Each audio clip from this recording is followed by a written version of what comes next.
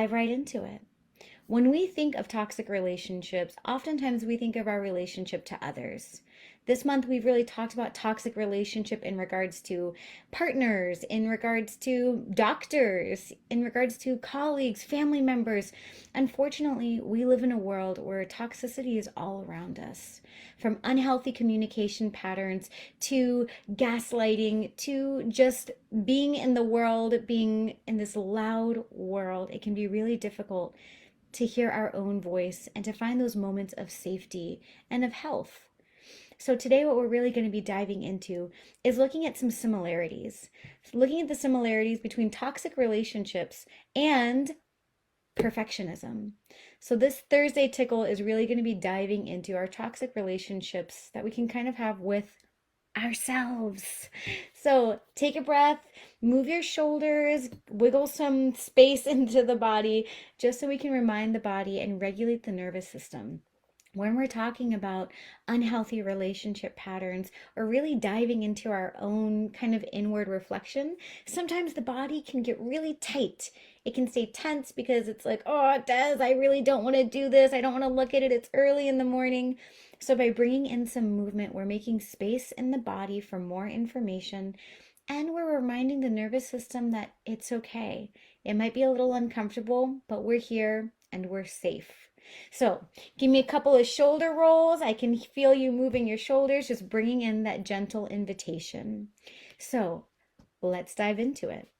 The reality is, like I was saying, we all experience toxic relationships. And the truth is, we all kind of experience toxic relationships or toxic communication patterns with ourselves.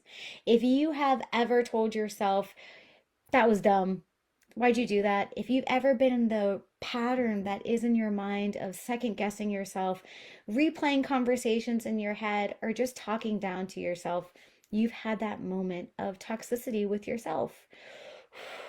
Take a breath. It's okay. Again, it's something that we all experience. We live in a world where we're constantly taught to second guess ourselves. So it's normal that many of us fall into that pattern. So, what I want to be sharing in today's Thursday Tickles are 5 similarities between toxic relationships and perfectionism. So, the first thing that I'd really like to share in regards to one of those big similarities is unrealistic expectations. So, if you are a perfectionist, if you're in that perfectionist mindset, you're going to really have unrealistic expectations for yourself. Always striving to be perfect, to make everything in as perfect detail, the organization, the structure. And the truth is, there is no such thing as perfect. Perfect is subjective. So, your idea of perfect is going to be different than mine, who's going to be different from my mom's, that random person at the grocery store. So when we're in that state of unrealistic expectations, it's always going to feel like we're climbing. We're trying for something that we can never really achieve. Like the fruit is always right in front of us. Now, that value, that consistency of unrealistic expectations, it's also in toxic relationships. Because when we are in a toxic relationship, that toxic partner, they're going to have unrealistic expectations for their partner as well. They're going to be wanting that partner to meet their needs without compromise. Do what I say. Make sure that you're doing this. Oh, I thought you could do better. Take a breath if any of that resonates. When we are in a relationship with someone who is toxic, they are going to be having these unrealistic standards for us in a way to kind of always make us feel a little down, as a way to control.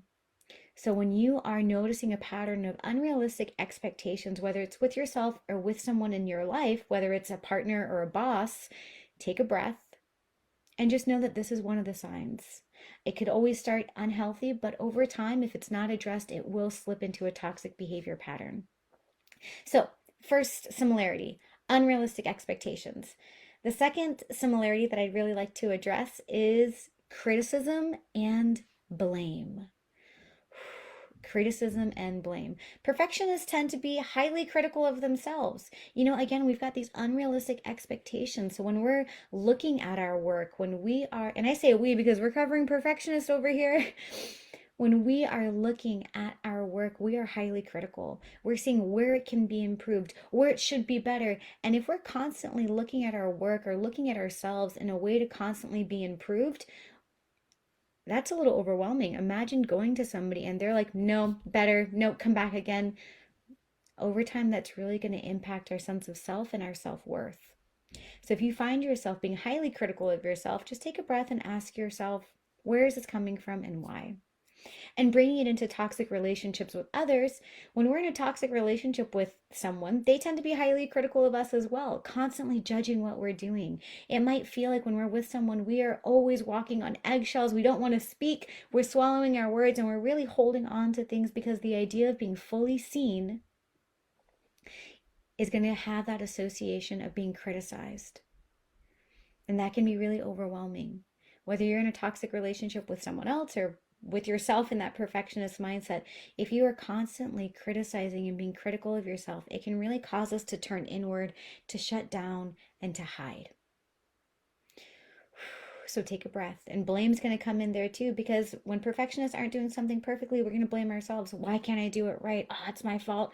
Or we're going to blame the people around us too, especially if you're a perfectionist and you've ever been in a group project.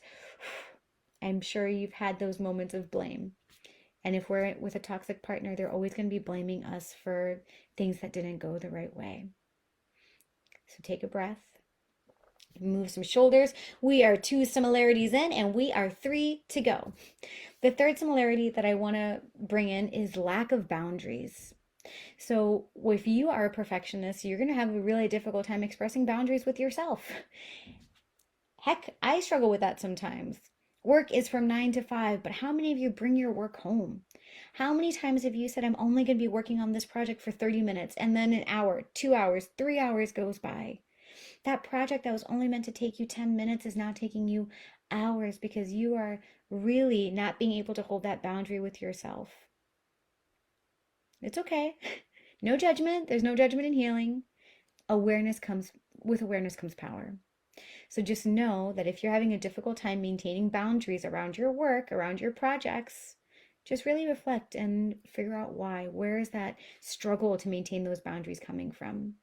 And bringing it back to a toxic partner, lack of boundaries is something that is one of the common kind of factors of being a toxic relationship. If you have a toxic partner, they're not going to be able to maintain those boundaries. They're constantly going to be pushing those boundaries, seeing how far they can go. If you've got a boss who's toxic, they're going to be asking you to work extra hours without compensation. If you say you're unavailable, they're going to put you on the schedule anyway. So when you're in that toxic relationship, they're going to hold that boundary setting and really push it. They're really going to ignore those boundaries. They might check your phone. They might come see you at work. They might, a lot of different things. If you struggle with toxic relationships, take a breath. Know that you're not alone and know that I am here for you. Okay. Fourth similarity that I really want to share is perfectionists have a difficult time processing their emotions. It's really difficult to navigate their emotions because when we feel certain things such as frustration or guilt or disappointment, we don't really know how to process it because, again, if we want to give off the perception that we are perfect, if we're sharing or processing these emotions that are really difficult that come with failure or mistakes or feeling not enough, we tend to suppress them. We tend to suppress those emotions of not being enough, of feeling disappointment, of whatever. And we tend to kind of overcompensate by trying to do more, by being the all or nothing person, the get it done girl. Whatever it is, take a breath. It's okay. We don't live in a world where we're taught to process our emotions, so it can be really difficult for us to enter that space. And the same, if you are in a toxic relationship with someone, there's going to be difficulty with emotions. They're going to use their emotions to manipulate. They might use your emotions to manipulate as well. You might notice that words are being weaponized against you, that if you have a fear of something, it's being used against you as well. Oh, you've got a fear of being alone, you've got a trauma bonds, you've got attachment styles. If you're in a toxic relationship, that person might be able to use that against you. So they're going to be a lot more likely to manipulate your emotions. And that's the similarity that I'd love to share with that of emotional regulation and processing. Perfectionists tend to dismiss and suppress their emotions, and toxic people tend to dismiss and suppress and manipulate your emotions against you as well. Okay, how you guys doing? Let me know in the comments. We are one similarity away. So everyone take one big breath, wiggle your arms because we are almost there. So thank you, Instagram, and thank you, Women of Wisdom, my private Facebook kind of community. And the last similarity that I want to share with you, the last similarity between perfectionism and toxic relationships is self-doubt. If you are experiencing self doubt, you are a lot more likely to enter into a toxic relationship and to struggle with perfectionism and a lot of other things. But again, self doubt is something that many of us struggle with. So know that you're not alone. Take an exhale with me. Perfectionists, when they are in that space of self doubt, their perfectionists can really come even stronger because they want to prove themselves. I'm not sure if I'm worthy. I'm not sure if what I'm doing is good enough. So I need to overcompensate and make sure that I am producing always. That there is always some part of me that is being shown, that there is some part of my identity that is connected to outcomes that people can look at and see my sense of self. But in reality, our sense of self is struggling.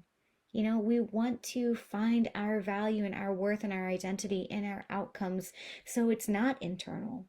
So our self doubt is really going to be this kind of roller coaster of up and down. When we have these big projects, we're going to feel at the top of our game. Woo, I'm confident. I can do anything. And when we go into those dips where we're not doing something perfectly or we're in a rut of a project, our self doubt's really going to creep in and our perfectionist mindset's going to come out even more. And on the other side, with toxic relationships, toxic partners, those who tend to engage in toxic behaviors, they tend to gravitate towards people who struggle with self doubt. Oftentimes, because when we are in a state of self doubt, we don't have that level of confidence that is speaking our truth, that is being seen, that is standing in our boundaries. We're a lot more likely to be people pleasers to avoid conflict or confrontation. So, if someone is a toxic partner or a toxic boss or a toxic friend, they're going to gravitate to someone who's going to have a difficult time saying no to them. They want someone who's going to be a lot more likely to people please, to give in. So if you're experiencing self doubt, take a breath. Know that you are not alone and I am here for you. So, this has been a little overview, and just to recap the 5 similarities between perfectionism and toxic relationships. First one, unrealistic expectations. Unrealistic expectations. The second one, criticism and blame. So being highly critical of yourself or highly critical of your partner and blaming. The third one is lack of boundaries. So lack of boundaries with self. And again, toxic relationships are going to be pushing those boundaries as well with their partners, with their colleagues, with their friends. The fourth one is having a difficult time processing emotions. Having a difficult time processing emotions. And the fifth similarity is self-doubt. So I invite you to roll your shoulders, everyone, because this was a one heck of a tickle. I know I was coming at you pretty hard today, but I share these with you so you have more power and choice. You have more awareness, because with awareness, you get to take action.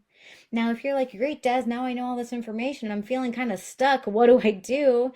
Reach out. I've got your back. You can always schedule a breakthrough to trust call with me. It's a free call where I can really get to know you and your story and your experience and lay out a mini plan for you so you can have inspired action. You can find this awareness and be able to have more choice in what you do forward.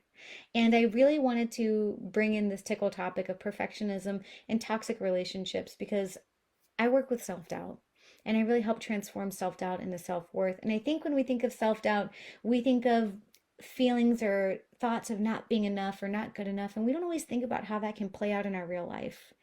And when we think of toxic relationships, we think of partners. And I really wanted to do this tickle because I wanted to show you how we can have toxic relationships with ourselves and how if you struggle with perfectionism, that can really lead to a mindset of toxicity. So, know that I'm here. I've got your back. I love you so much. Thank you, Instagram, for being with me. Hey, Leah. Hey, Sinead. Hey, Pam B. And thank you so much, Women of Wisdom community. I will see you next week for our Thursday tickles. And remember, there's a link